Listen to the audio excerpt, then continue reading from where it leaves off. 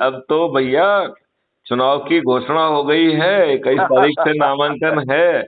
अब तो जी जी जगाओ जी चंद्रगुप्तों को।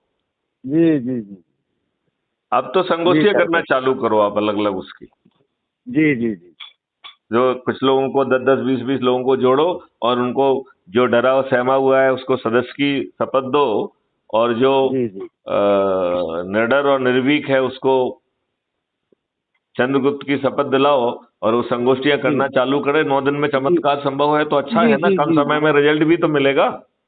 जी जी जी और जो लोग जो है देखिए। टिकट की अपेक्षा रख रहे हैं, चंद्रगुप्त की यात्रा कर रहे हैं, ये मान के कि उनका मेरिट लिस्ट में नाम आ ही जाएगा, क्योंकि कम लोग मेहनत कर रहे हैं, जी तो जी उनको जो है विधायक का टिकट मिलना ही मिलना है। ये तो आपको मालूम है ना, क्राइम फ्री भारत ने अपना पार्टी लॉन्च कर दी है। हाँ हाँ हाँ, वो तो मालूम। मालूम है, तो वो अब जो है टिकट के लिए अपन को किसी दूसरे को तो देखना नहीं है। जो मिशन जी का चंद्रगुप्त की मेरिट लिस्ट में आ जाएगा, टिकट उसके घर पे पहुंच जाएगा। जी जी और जो चंद्रगुप्त के लिए शपथ लेता है, चंद्रगुप्त के रजिस्ट्रेशन की शपथ ले, वो साथ में अपने नामांकन के पेपर भी तैयार करके भेजे तो उसे स्क्रूटनी करा लेते हैं। जी जी बात समझ रहे हैं ना? हाँ हाँ, क्योंकि वो भी तो करना पड़ेगा ना, जिससे कोई गलती ना रह जाए। वो तो क्योंकि आवश्यक उसमें है। कुछ कुछ एफिडेविट भरना होते हैं एसेट के बारे में, कुछ एफिडेविट भरना होते हैं आपराधिक रिकॉर्ड के बारे में, राइट? तो वो सब चीज हम्म। चेक करके, और उसमें 10-10 जो है वो प्रपोजर चाहिए होते हैं, राइट? हम्म, तो 10 लोगों को जोड़ के उनको प्रपोजर का जो है जैसे हम्म, कि या तो जो है उसमें जैसे अपन ने इसमें होता है ना कि उसका वोटर आईडी कार्ड का और करके और उसको उसको लगा सकते हैं, या तो वो चीज जो है नामांकन के साथ देना पड़ेगी, तब नामांकन ग्राह्य होता है। हाँ वो तो सही बात है। ठीक है ना? तो जी मेरा उसमें मानना ये है कि अब अपन उस प्रक्रिया में भी लग जाए ना। जो चंद्रगुप्त के लिए शपथ लेके रजिस्ट्रेशन, तो वो जो है ना अपने पेपरों को तैयार करके वो भी भेजे, संगोष्ठी भी जी ले। ठीक है ना? जी और यदि हमने थोड़ी सी मेहनत ठीक ठाक कर ली, तो देखो लोग बाग, कांग्रेस महादुष्ट है, ये तो अब काफी कुछ लोग समझ ही चुके हैं। महादुष्ट, दुष्ट नहीं, दुष्टों का महादुष्ट। महादुष्ट है, वही मैं कह रहा हूं। और भाजपा भी अच्छी नहीं है, वो भी दुष्ट है, राइट?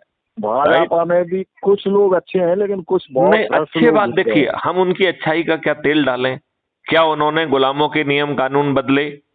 क्या उन्होंने जो है, जो मुद्दे की बात है कि उन्हें जो है संविधान के विरुद्ध बनाए गए नियम कानून बदलना चाहिए थे, बदले क्या?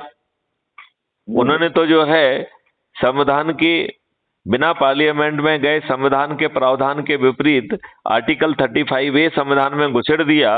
और जब आपने जो है ना एक चोर जो पिछले के रास्ते से आया था, जो पार्लियामेंट के सामने ही नहीं गया था, आपने उसे फूल मालाएं पहना के फ्रंट दरवाजे से विदा क्यों किया? कायदे से उसे शून्य घोषित करना चाहिए था कि नहीं घोषित करना चाहिए था? हाँ सही बात।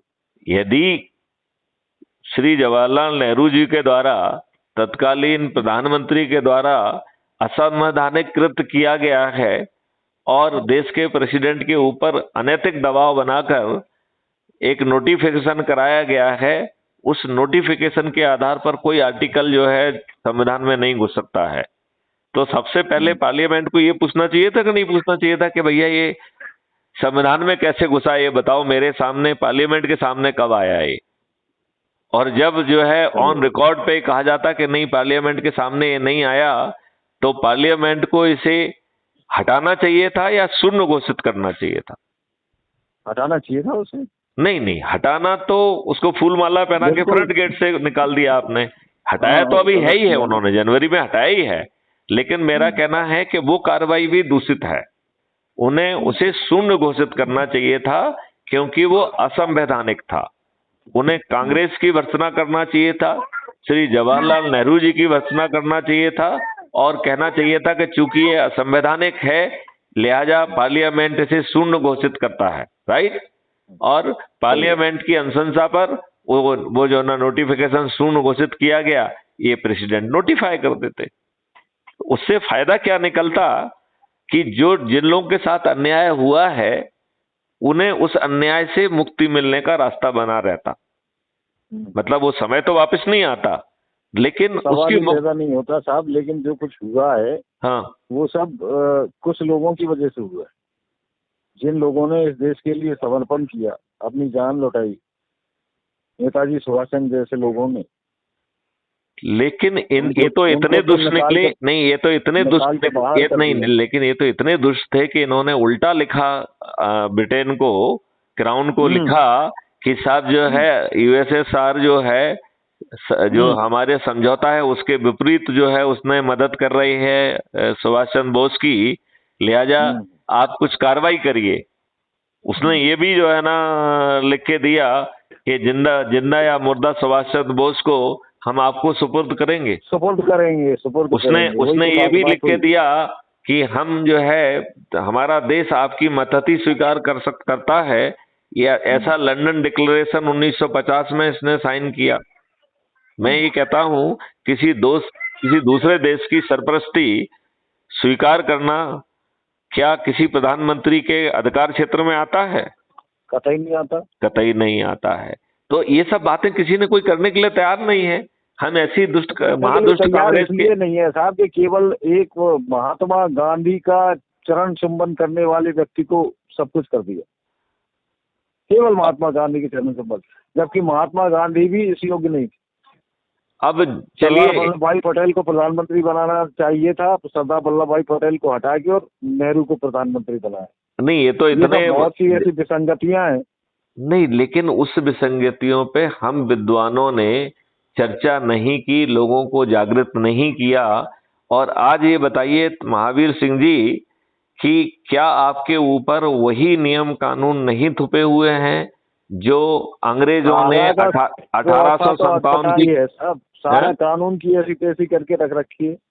नहीं, पहले तो ऐसी तैसी को अपन नंबर 2 व्यवस्था, एक मिनट, ऐसी तैसी को अपन नंबर 2 पे काउंट करें। पहले नंबर 1 पे अपन ये तो समझें कि हमारे ऊपर नियम कानून क्या वही नहीं थुपे हुए हैं जो अंग्रेजों ने 1857 की क्रांति को कुचलने के लिए, भारतीयों को उत्पीड़ित करने के लिए, शोषित करने के लिए और अपमानित करने के लिए बनाए थे, और उसे प्रक्रिया में उलझा के न्याय का ढकोसला करते हुए न्याय ना मिले इस उद्देश्य से बनाए थे। इसलिए आपको 30 35 साल तक न्याय नहीं मिलता है।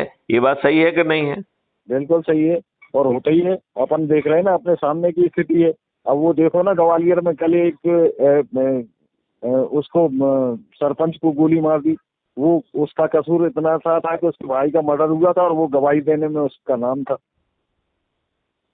तो इतना भय और आतंक बना रहे हैं कि आप गवाही भी नहीं दे सकते। डिले हुआ, उसमें एविडेंस में इतना डिले हुआ कि उसको भी अपनी जान से कल हाथ धोना पड़ा। कल की घटना है ये। तो कितनी बड़ी बात है कि एक सरपंच को जो है दुष्ट लोग जो है उसकी भी हत्या करने के में उनको डर नहीं लग रहा है। उसका कसूर सिर्फ इतना था कि वो एविडेंस था, चश्मदीद गवाह था। हाँ, इसलिए उसको गोली मार दी, और वो अपने वकील से मिलने गया था, वहां से निकल रहा था, गोली मार दी। नहीं, लेकिन आप ये देखिए ना कि अपराधियों के इतने हौसले बुलंद हैं क्योंकि आपने इतनी घटिया व्यवस्था की है।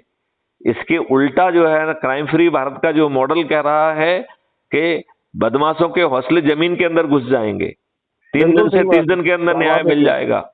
स्वाभाविक है, तो स्वाभाविक है, लेकिन पब्लिक भी तो नहीं चेत रही ना साहब। नहीं, तो अपन कहते हैं हाँ भाई साहब करते रहते हैं।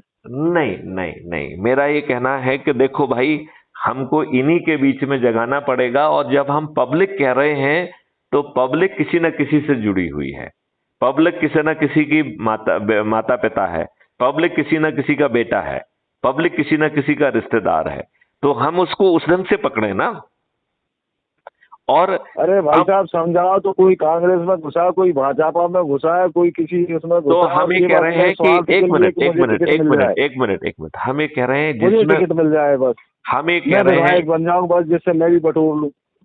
मैं ये कह रहा हूँ एक मिनट,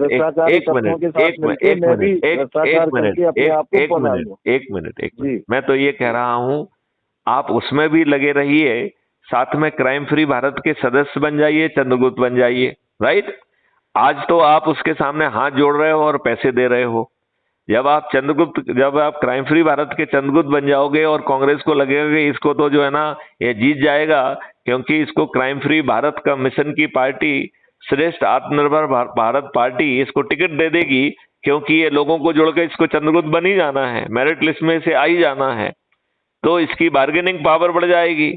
यदि उसको उस समय लगता है कि उसे जो है ना क्राइम फ्री भारत ने भी टिकट देने की पेशकश की है क्योंकि वो मेरिट लिस्ट में आ गया है, और अज्यूम करिए भाजपा ने या कांग्रेस ने भी दी है, तो उस समय वो निर्णय लेके उसे किसका टिकट लेना है, राइट।